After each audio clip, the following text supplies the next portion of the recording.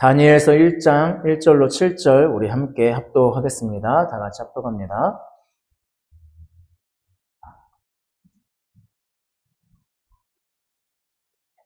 유다왕 여호야김이 다스린 지 3년이 되는 해에 바벨론 왕 느부갓네살이 예루살렘에 이르러 성을 에워쌌더니 주께서 유다왕 여호야김과 하나님의 전 그릇 얼마를 그의 손에 넘기시매 그가 그것을 가지고 신할 땅 자기 신들의 신전에 가져다가 그 신들의 보물 창고에 두었더라. 왕이 환관장 아스부나스에게 말하여 이스라엘 자손 중에서 왕족과 귀족 몇 사람 곧 흠이 없고 용모가 아름다우며 모든 지혜를 통찰하며 지식에 통달하며 학문에 익숙하여 왕궁에 설만한 소년을 데려오게 하셨고 그들에게 갈대아 사람의 학문과 언어를 가르치게 하였고 또 왕이 지정하여 그들에게 왕의 음식과 그가 마시는 포도주에서 날마다 쓸 것을 주어 3년을 기르게 하였으니 그 후에 그들은 왕 앞에 서게 될 것이더라. 그들 가운데는 유다 자손 곧 다니엘과 하나냐와 미사엘과 아사랴가 있었더니 환관장이 그들의 이름을 고쳐 다니엘은 벨드사살이라 하고 하나냐는 사드락이라 하고 미사엘은 메삭이라 하고 아사랴는 아벤느고라 하였더라. 아멘.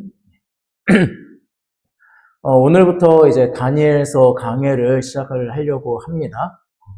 작년부터 원래 마음 가운데 다니엘서를 한번 해야 되겠다라는 이제 거룩한 부담감이라고 해야 될까요? 그거를 주셔가지고 준비를 하고 있었고, 좀 연말이 얼마 안 남은 시점이어서 제 나름대로의 주제를 가지고 쭉 설교를 하고 이제 올해는 다니엘서를 시작해야겠다라고 했는데 조금 후회를 했습니다. 생각보다 많이 어렵더라고요. 특히 오늘 설교가 생각보다 좀 많이 어렵기도 했습니다.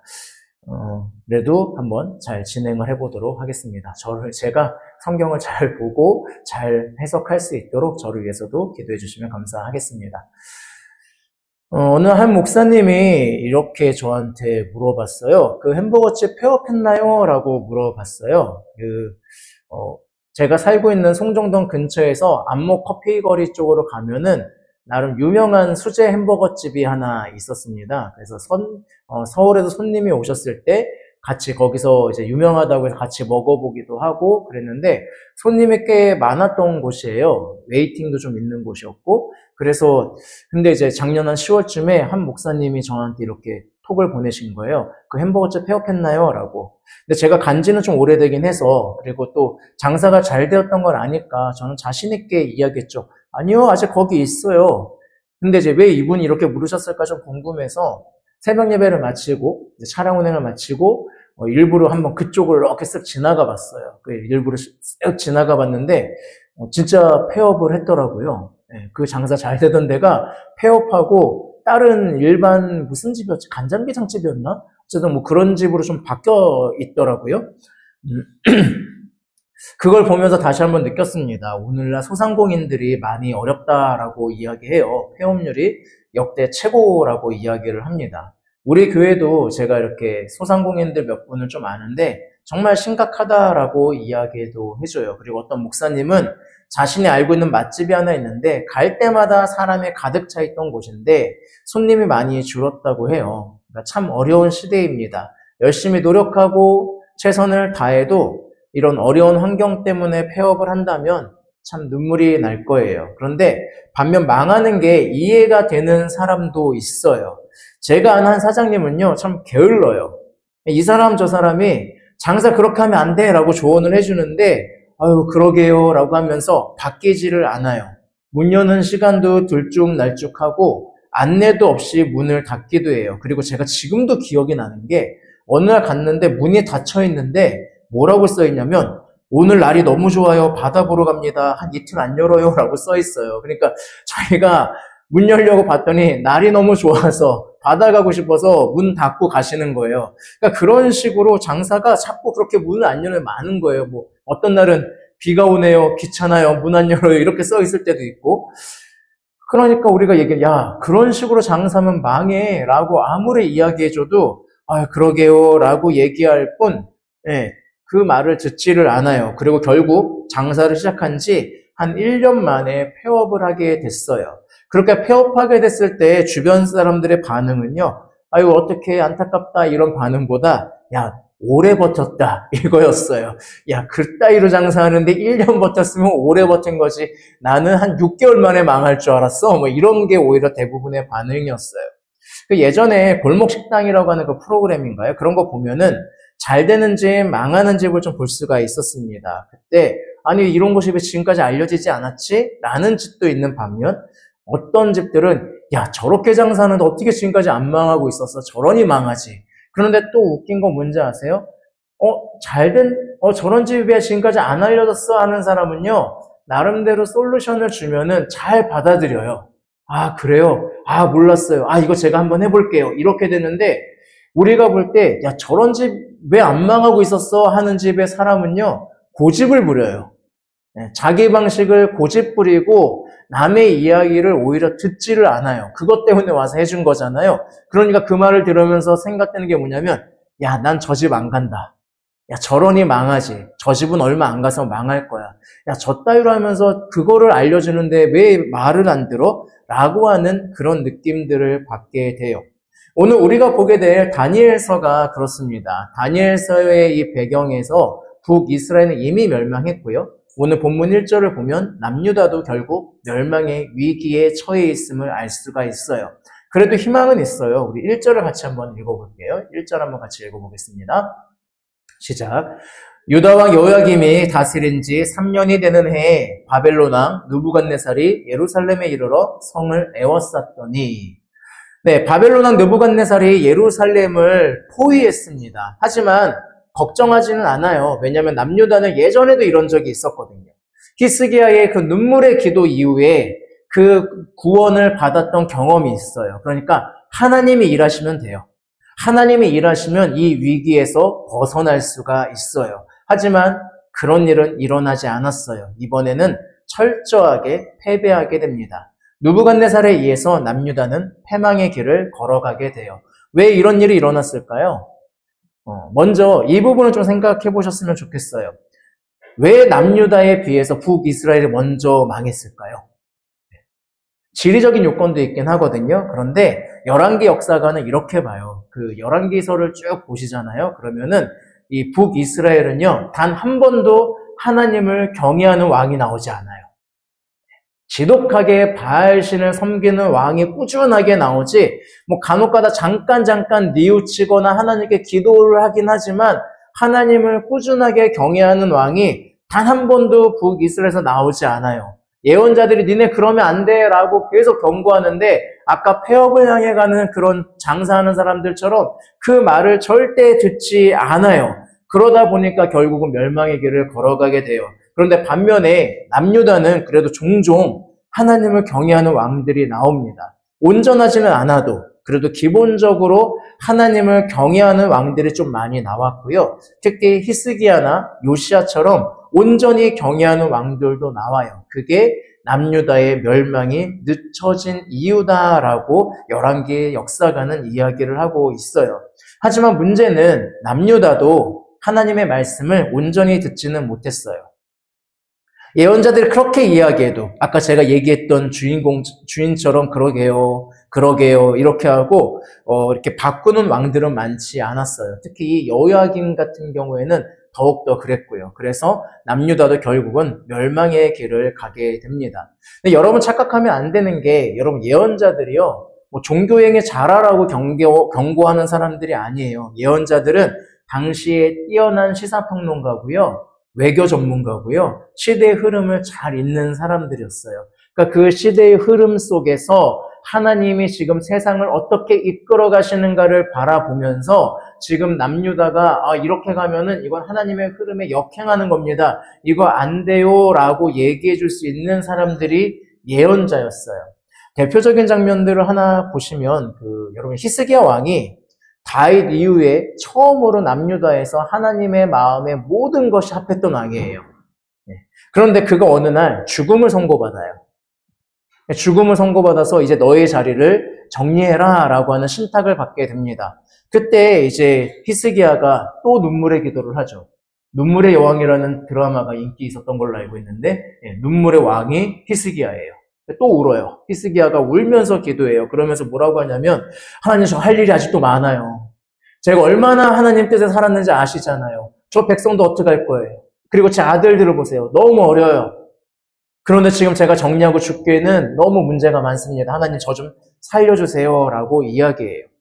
그랬더니 그 기도에 응답이 이루어지죠. 예, 그러면 15년이라고 하는 시간이 더 주어집니다. 그렇게 기도가 이루어졌을 때 이제 놀라운 일이 하나 생겨요. 열왕기하 20장 12절입니다. 그때 발라단의 아들 바벨론의 왕 부로닥 발라단이 히스기야가 병들었다함을 듣고 편지와 예물을 그에게 보낸지라. 여러분, 당시의 근동지방의 패권은요, 아시리아하고 이집트가 잡고 있었습니다. 이 당시 바벨론은 작은 땅이었어요. 그리고 이곳이 이렇게 왔다고 하니까 여러분들 입장에서 그냥 올 수도 있지. 병들었다니까 올 수도 있지. 병문안, 나도 병문안 가는데 뭐 할 수 있겠지만, 여러분, 이 당시에 바벨론하고 이스라엘의 거리가 1600km예요. 그러니까 지금 여기 강릉에서 부산까지의 거리가 350km 정도 되거든요. 그리고 지금 KTX 이번에 운행 재개해가지고 나온 게 4시간 반 걸린대요. 아직 KTX가 안 돼서 어쨌건 4시간 반인가 걸린대요. 제가 자전거로 가면 얼마나 걸리나 뽑아봤더니 25시간 걸려요. 그럼 걸어가면 얼마나 걸릴까요? 근데 350km도 그 정도인데 1600km면 어때요? 이거는 굉장한 거리예요. 이거는 웬만한 그 정성이 아니고서는 올 수 없는 거리예요. 여러분, 그래서 지리를 좀 같이 한번 보시면서 성경을 보시면 좋아요. 근데 이 바벨론에서 이 작은 나라가 히스기야가 병들었다는 소식을 듣고 위로하려고 왔다고 하잖아요. 예물도 가지고 왔대요. 그러니까 히스기야가 신난 거예요. 야, 내가 저 1600km 떨어진 곳까지 알려져 있구나. 야, 내가 꽤 유명한 왕이었네? 그래, 하긴 내가 아시리아도 이긴 사람이니까 라는 마음이 들었는지 모르겠지만, 그래서 이제 바빌론에게 아유 고맙다고, 우리 한번 보시라고 그러면서 자기 있는 그 땅, 자기가 가지고 있는 좋은 것들을 다 보여줘요. 그러니까 바벨론 입장에서는 야, 여기 남유다 한번 칠만한데? 라는 생각이 들게 만들 정도로 자기 집의 창고를 다 보여주는 거죠. 그러니까 그 말을 들은 이사야가 그렇게 예언을 하죠. 보라, 날이 이르리니 내 집에 있는 모든 소유와 내 조상들이 오늘까지 쌓아둔 것이 모두 바빌론을 옮긴 바 되고 남을 것이 없으리라. 여호와의 말이니라. 자, 이거는 이사야가 하나님의 신탁을 받는 것도 있지만 모두 있어요. 정세를 알고 있는 거예요. 바빌론이 우리의 우군이 아닙니다. 그런데 그렇게 보여줘 버리면 어떡합니까? 라고 이사야는 이야기하는 거예요. 근데 이 말들을 우리가 또 때로는 이 생각도 해보셔야 돼요. 하나님 이런 경고를 하셨다는 게 너 정말 망할 거야. 너 내가 망하게 할 거야. 라는 건 아니잖아요. 어떤 의미예요? 회개하라는 의미잖아요. 회개하고 빨리 돌이켜라. 그래야 이 일들이 일어나지 않을 거야. 라는 거잖아요. 그런데 이 말들을 계속 무시합니다. 심지어는 히스기야도 무시해요. 히스기야도 이 예언을 듣고 뭐라고 하냐면 그래도 나 때 일어나지는 않네 라고 판단을 해버려요. 그러니까 그만큼 하나님의 경고를 무시하는 모습을 보여준다고요. 그리고 시간이 흐르면서 바벨론은 점점 강해지게 됩니다. 그리고 이 바벨론이 강해지고 아시리아는 쇠퇴하고 이집트는 여전히 패권을 잡고 있는 상황에서 이 이스라엘이 해야 되는 일은 줄을 잘 잡아야 돼요. 그런데 열왕기 역대기를 읽어보면요, 이 이스라엘과 북이스라엘과 남유다는요 썩은 줄 잡는데 달인이에요. 네. 줄을 잡을 때마다 하나님이 잡으라는 줄은 안 잡고 그거 이상하게 딴 줄, 썩은 줄만 골라 잡아요. 그러니까 이 당시에도 남유다가 어디 줄을 잡느냐면 이집트 줄을 잡아요. 야, 이집트만 잡으면 돼. 이집트 강력하잖아. 그럼 바빌론이 아무리 올라와도 우리 이길 수 있어. 라고 이렇게 생각을 해요. 그런데 문제는 길그마스 전투라고 하는 곳에서 이집트와 바빌론이 전쟁을 하게 되는데 이때 바벨론이 승리를 합니다. 그러면서 고대 근동의 모든 패권이 완전히 넘어가 버려요. 우리나라도 이런 경우 많아요. 우리나라도 줄 잘 잡아야 되거든요. 지금도 줄 잘 잡아야 되잖아요. 그래서 대통령들이 미국과 뭐 유럽하고 중국하고 막 여기서 어떻게 줄 잡아야 되나 이거 막 고민하잖아요. 옛날에도 그랬어요. 광해군 시대 때 명나라는 점점 지고 있는데 청나라가 점점 뜨고 있는데 우리나라가 의리를 지켜야 된다고, 명나라의 의리를 지켜야 된다고 그러고, 광해군은 그 상황에서 아니야, 청나라가 지금 뜨고 있으니까 청나라 줄을 좀 잡아야 돼 해가지고 균형 외교 하다가 쫓겨나잖아요. 오늘날 한마디로 탄핵당하잖아요. 그런데 뭐가 일어났어요? 결국은 병자호란이 일어났죠. 마찬가지예요. 바빌론이라고 하는 줄을 잡지 않았더니 그 결과가 2절에 나타나요. 같이 읽어볼까요? 시작. 주께서 유다왕 여호야김과 하나님의 정 그릇 얼마를 그의 손에 넘기심에 그가 그것을 가지고 신할 땅 자기 신들의 신전에 가져다가 그 신들의 보물창고에 두었더라. 네, 바벨론 줄을 놓치니까 바벨론에 쳐들어온 거예요. 그리고 그 바벨론에 의해서 여호야김이 넘어가게 됩니다. 그리고 사람들이 포로로 잡혀가게 돼요. 열심히 하고 최선을 다했는데 망한 게 아니라요. 꾸준한 경고가 있었고 하나님의 컨설팅이 있었음에도 불구하고 그것을 무시하다가 멸망한 북이스라엘처럼 남유다도 그 길을 걸어가게 되는 거예요. 문제는 이 당시는요, 전쟁은요, 신들의 전쟁이에요. 그러니까 그냥 겉으로 볼 때 나오는 건 뭐냐면 전쟁에서 패배하는 곧 신의 패배예요. 고대 세계관이 그래요. 그래서 전쟁에서 승리한 쪽은 신전을 파괴하거나 그 안에 있는 물건을 가져가서 자신들의 신전의 전리품으로 전시를 합니다. 그러면은 우리가 이긴 신이 어떤 신인지도 보여주고 또 그 신의 능력이 우리에게 나타난다라고 믿고 있었어요. 그러니 지금 상황에서는 어떤 상황이냐면 하나님의 전에 그릇들을 가져갔다는 건 뭐예요? 하나님의 패배였고 하나님은 저기 바벨론의 어딘가에 그 1600km 있는 그 신할 땅 그 신전에 이제 갇혀버린 거예요. 그러니까 남유다 입장에서 뭐가 된 거예요? 하나님은 바벨론의 신 마르둑에게 철저히 패배했어요. 아시리아 신에게는 승리했던 하나님이 이제 마르둑에게는 불가항력이었습니다. 더 이상 남유다를 지킬 힘이 없어요. 그렇게 하나님의 패배하게 되고 남유다의 전도 유망한 귀족의 자녀들이 포로로 끌려가는 상황이 펼쳐집니다. 하나님의 부재, 하나님의 패배를 포로로 끌려간 사람들은 더더욱 경험하게 됐을 거예요. 이역만리의 땅에서 이들의 정체성이 도전받기 시작을 합니다. 4절을 보겠습니다. 곧 흠이 없고 용모가 아름다우며 모든 지혜를 통찰하며 지식에 통달하며 학문에 익숙하여 왕궁에 설만한 소년을 데려오게 하였고 그들에게 갈대아 사람의 학문과 언어를 가르치게 하였고. 자, 제일 먼저 일어난 일은요, 갈대아 사람의 학문과 언어를 배우게 돼요. 더 이상 율법은 없어요. 하나님을 경외하는 법 배우지 않아요. 오직 갈대아 사람들의 학문과 언어를 배우게 됩니다. 왜냐하면 이제 이들은 하나님의 통치를 살아가는 것이 아니라 마르둑의 통치 아래서 살아갈 것을 강요받기 때문에 그래요. 이들은 앞으로도요, 마르둑을 위한 삶을 살아가게 돼요. 왜? 하나님을 패배했으니까. 모두가 그런 상황이 열렸죠. 모두가 이제 그렇게 살아가야 돼요. 이게 이들에게 닥쳐온 현실이에요.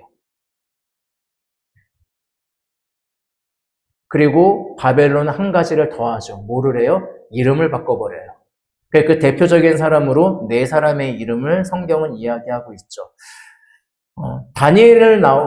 다니엘은요, 하나님이 나의 판단자, 하나님이 심판하신다라는 뜻을 가지고 있습니다. 그리고 하나냐는 하나님과 같은 자가 누구냐? 하나님의 사랑을 받는 자라는 뜻을 가지고 있어요. 미사엘은 하나님은 은혜로우시다라는 뜻을 가지고 있고요. 아사랴는 하나님은 나의 도움이시다라고 하는 뜻을 가지고 있습니다. 그러니까 이름에 다 하나님이 들어가 있어요.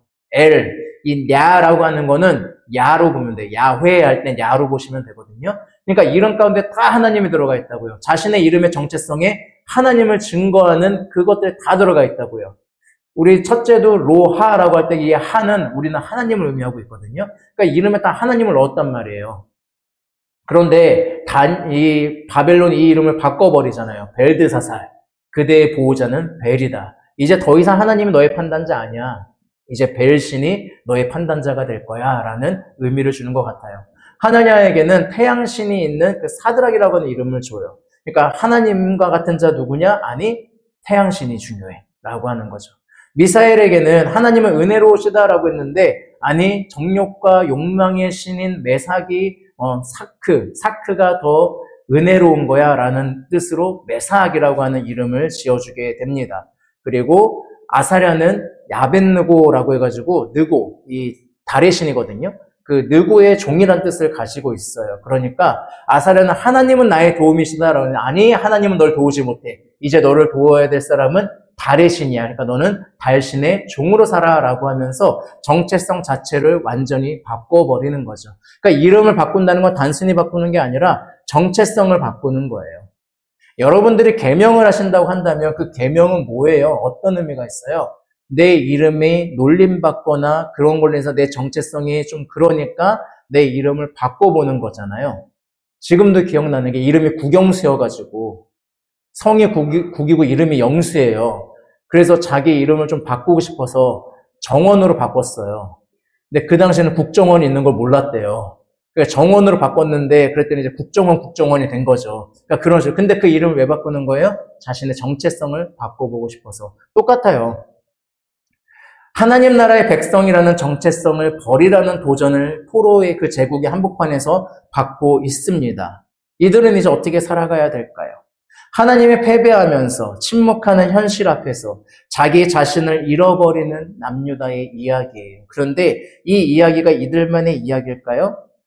현대 사회 속에서 우리도 어쩌면 나 자신을 잃어버리고 있는지도 몰라요. 찰리 채플린이 만든 모던 타임즈라고 하는 그 영화에 보면 찰리 채플린이 어떤 톱니바퀴 같은 데 막 이렇게 돌아가면서 사람을 피하는 우스꽝스러운 장면이 있습니다. 근데 그 장면은 산업사회의 한 부품화되어 가고 있는 인간들, 현대 인간들을 풍자하는 장면으로 굉장히 유명해요. 맞습니다. 우리가 사는 사회는요, 소비사회라고 이야기를 해요. 그리고 우리가 사는 이 산업사회에서 우리는요, 어쩌면 나 자신을 잃어버리고 세상이 요구하는 삶을 살아가야 될지도 모릅니다. 내 이름이 가지고 있는 정체성을 어느 순간에가 잃어버리고 세상이 요구하는 정체성에 맞춰서 우리는 살아가야 될 때가 있어요. 제가 바다를 거닐다 보면 버스킹하는 청년들이 간혹가다 있어요. 노래를 불러요. 그들이 왜 노래를 할까요? 작은 앰프를 가지고 와서 거기에 앰프에 연결을 하고 노래를 부르고 있어요. 그들의 꿈은 무엇이었을까요? 아마 가수가 아니었을까요? 노래하는 게 좋지 않았을까요? 그런데 그들의 삶은 더 이상 노래할 수 없어요. 왜? 세상은 이야기하는 거죠. 또 그걸로 밥 먹고 못 살아. 그러니까 다른 일 해야지. 그러더니 자기 자신을 잃어버리고 어쩌면 그 거대한 시스템 아래서 자신의 꿈을 꺾어야만 하는 것이 오늘날 우리가 처해 있는 세상이에요.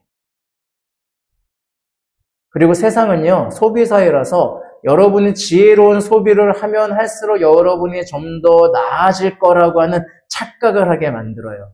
여러분들 광고가요, 아무리 어떤 모습으로 나와도요, 광고의 기본은 딱 하나예요. 이것을 사지 않은 당신은 비참하고요. 이것을 산 당신은 완전히 달라집니다. 이게 가장 기본적인 원리예요.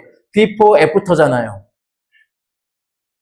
이 스마트폰을 만나기 전에 당신의 삶 굉장히 불편하고 은행도 직접 가야 하고 이랬지만 이 스마트폰을 사게 된 당신의 삶은 완전히 바뀝니다. 그래서 우리는 항상 뭘 추구해요? 저걸 사야 된다고 하는 그 소비 심리를 추구하면서 살아가요. 그러다 보니 내가 가지고 있었던 원래의 꿈, 내가 가지고 있던 나라고 하는 사람은 어느 순간인가 사라져요. 어느 순간인가 현대사회가 요구하고 있는 소비와 그것만을 쫓아가고 있는 그것이 나라고 하는 착각 속에서 살아가요. 하나님이 은혜셨는데 돈이 나의 은혜가 되는 삶, 이런 삶을 나는 살아가고 있다고요.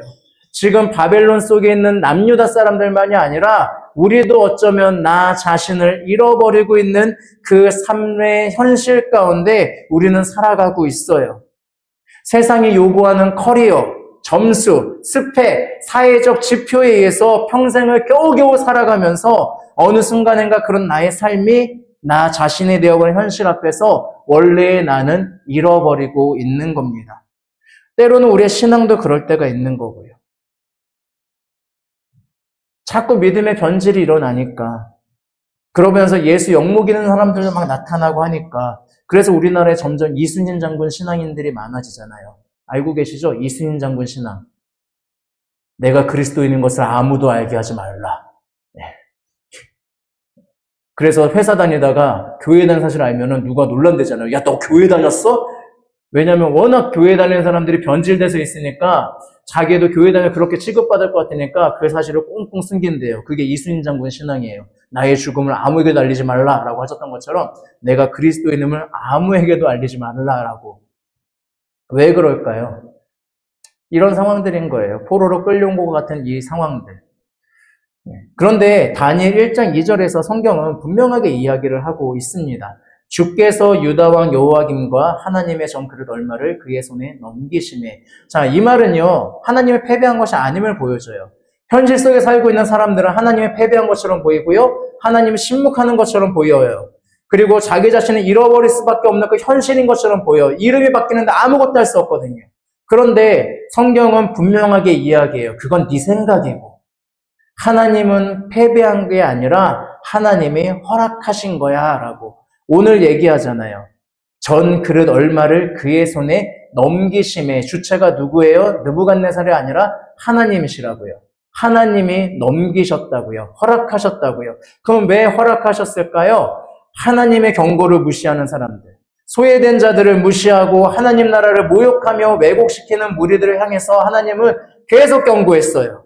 그러다 문제 생긴다고, 그러다가 망한다고, 그 정도로 문제가 생기면 내버려두는 거 오히려 사랑이 아니라고 하나님은 계속 이야기하셨어요. 그럼에도 불구하고 그거 안 되니까 바벨론 신들에게 굴욕을 당하는 것도 마다하지 않으시는 거예요.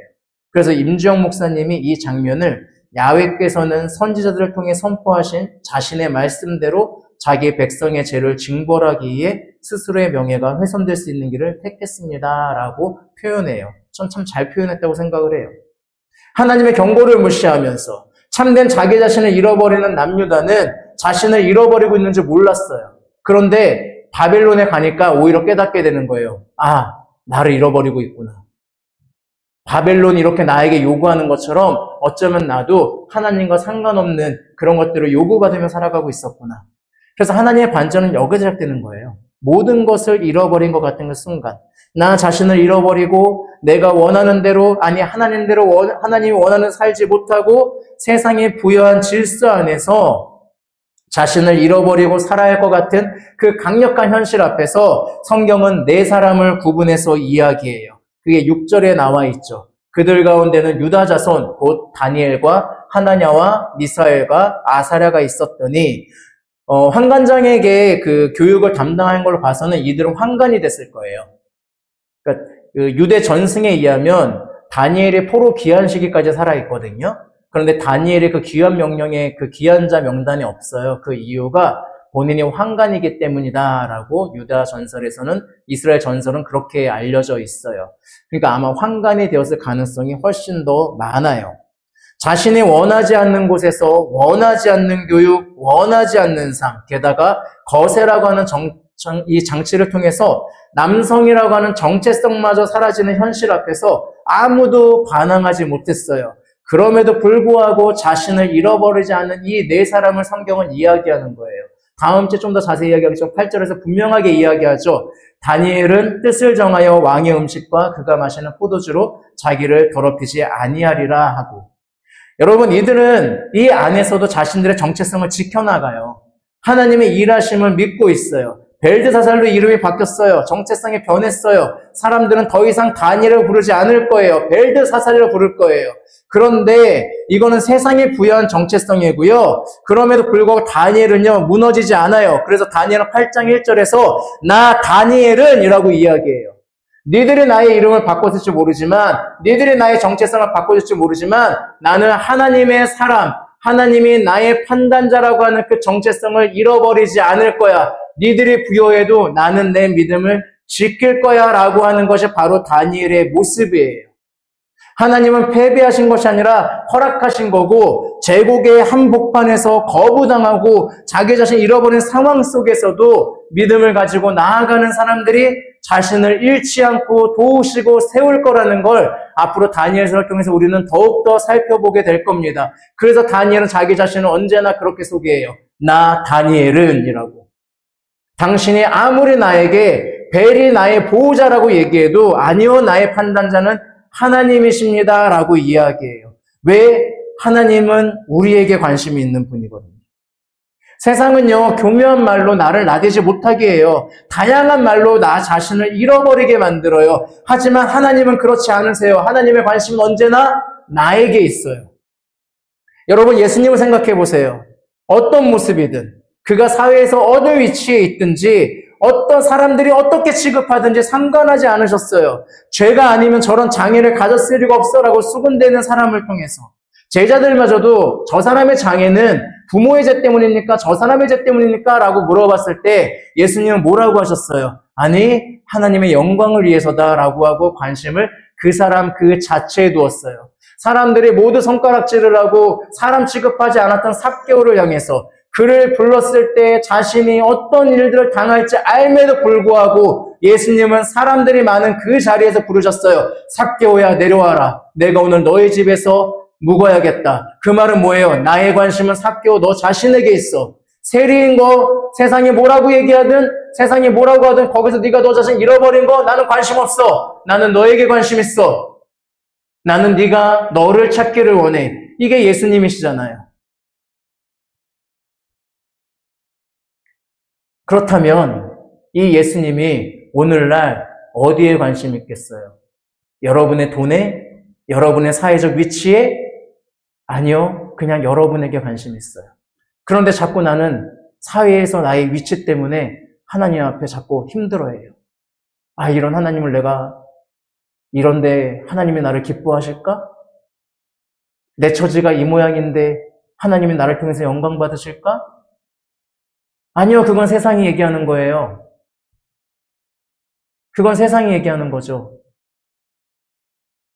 하나님은요, 그냥 여러분 자신에게 관심이 있어요. 그러니 세상의 소리에 흔들리지 않으셨으면 좋겠습니다. 세상이 여러분을 뭐라고 말하든, 세상이 여러분의 모습을 보고 아무리 우습게 여기든, 혹은 세상이 너 이렇게 살아야 돼 라고 얘기하든 그런 소리에 신경 쓰지 않으셨으면 좋겠습니다. 왜냐하면 하나님은 그냥 나 자신에게 관심이 있기 때문입니다. 그리고 나를 참된 나 되게 세워주시는 분이 바로 하나님이시기 때문입니다. 하나님이 패배했다고 생각되어진 그 1600km 떨어진 시날 땅에서도 하나님은 믿음을 지키며 나아가는 자들의 정체성을 지켜주셨고 세워주셨고 그곳에서도 일하셨습니다.